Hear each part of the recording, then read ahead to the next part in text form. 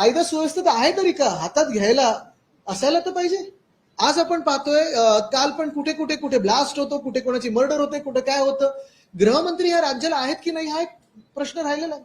बघा, आमच्या नवरात्रीत आमची अष्टमी जेव्हा असते तेव्हा आमचा प्रसाद हा तिथे कोलंबी असते, मटण असतं, मासा असतो, हे सगळ्या गोष्टी असतात. मराठमोळं हिंदुत्व तुम्हाला पुसून काढायचं आणि तुमचं हिंदुत्व आमच्यावर लादायचं हे चालणार नाही. तुमचं हिंदुत्व तिथे असेल, आमचं हिंदुत्व आमच्या ठिकाणी असेल. एकामेकांवर लादू नका. तुम्हाला नाही खायचं नका खाऊ, आम्ही पण कोणी आम्हाला सांगायचं नाही काय खायचं आणि काय नाही खायचं.